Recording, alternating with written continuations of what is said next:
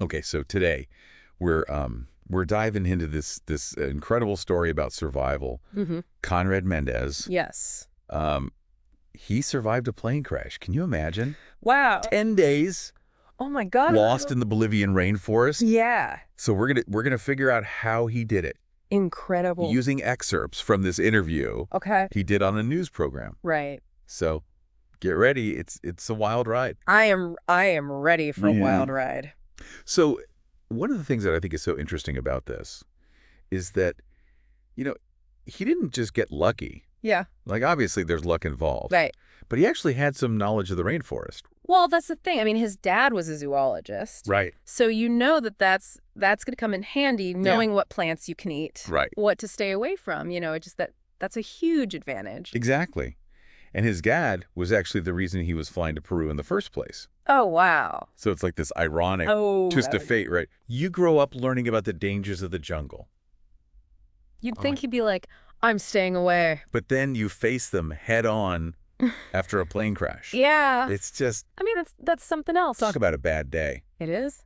So the crash itself sounds absolutely terrifying. Oh, yeah. Like he talks about flying into this violent storm, Uh-huh. and there's lightning strikes, Mm-hmm. and then the plane's wing catches fire. Oh. Can you imagine that? Oh, my God. And then the feeling of falling, I mean, Man, it's just, I can't. it's like a nightmare. Yeah. I get like a pit in my stomach just thinking about it. Right. Just that feeling of like free fall and not knowing. And the uncertainty, like, Yeah. what's going to happen? Like, are you going to hit the ground? What's going to... Right, are you going to land in water? Are you going to Yeah. hit a tree? And in his case, Yeah. he landed in the rainforest canopy, Wow. which actually It's actually, kind of saved him. I mean, that's pretty lucky. Yeah. That's got to be lucky. It's like this natural safety net, right? Right. The branches and the leaves kind of broke his fall. Yeah, like a cushion. Yeah. I mean, if he'd crashed in open terrain, who knows what would happen? exactly. Oh, it would have been much worse. For sure. But even with the canopy breaking his fall, Right. he was alone, injured. He had a broken collarbone and a cut arm. Oh, geez. Couldn't find the plane wreckage Uh-huh. or any other survivors. No one. So surviving the crash was just the beginning of this ordeal. Right. It's like, The story is just getting started at Yeah. that point. so like, what do you think the psychological impact is on someone in that situation? Oh, it's going to be huge. Yeah.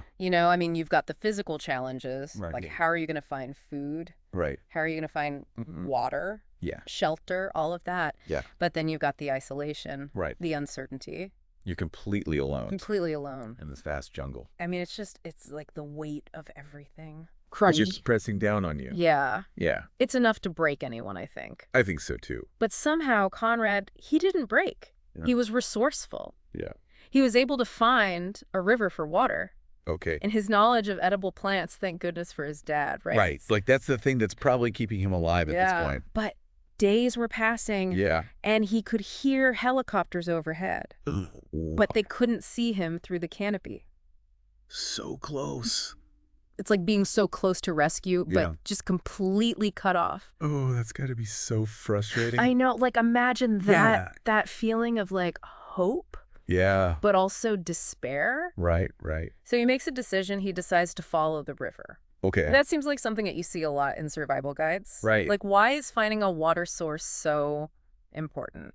Well, Like, is there something more to it than just like needing water to survive? yeah, I mean, obviously, like physically, we need water. Like, you can't survive very long without it. Yeah. But there's also, I think, a psychological component Yeah. because rivers, they often lead to civilization. Yeah. So if you're following a river, You're going somewhere. you're going somewhere. Yeah. You're not just wandering aimlessly. Right. So it gives you a sense of purpose, Okay. a direction to move in. And that can be really important for morale. So it's like this tangible thing that you can focus on. Exactly. Yeah. It's not just like I'm lost in the wilderness. It's Yeah. I'm following this river. This river is going to take me somewhere. Yeah, that makes sense. Yeah. I mean, you've got to hold on to You something need something. in a situation like that. Absolutely. Yeah. Absolutely. So he's following this river, right? Right. Injured, hungry. I mean, Yeah. exhausted probably beyond belief. Oh, yeah. What happens next? So he comes across this little boat Okay. moored on the riverbank, and he decides to just wait there, hoping that someone will come by. Oh, wow. Yeah, it's a gamble, but what Yeah. other choice does he have at this point? Yeah, he's got to try something. Exactly. And it pays off. It does. Because fishermen find him Wow. unconscious by their boat. Oh my gosh. Can you imagine finding someone like that? I can't. I It's mean, just incredible. yeah, it really is. And, I mean, it just goes to show Yeah. not only how lucky he was, Yeah. but also the compassion of these strangers. Right. I mean, they could have just passed him by, Totally. but they didn't. They saved him. They helped him. Yeah. They got him to a hospital. Wow. It's amazing. Yeah. That's really something.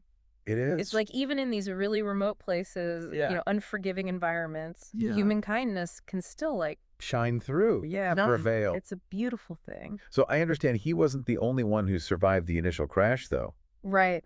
There were 8 other passengers who managed to get out of the wreckage. Mm-hmm. Sadly, though, they succumbed to their injuries after a couple of days. Really? So it's like, That's heartbreaking. it is, and it's a reminder Yeah. that even surviving the crash itself Right. doesn't guarantee survival. Especially in a place like the Amazon. Right, exactly. So out of 87 passengers, Yeah.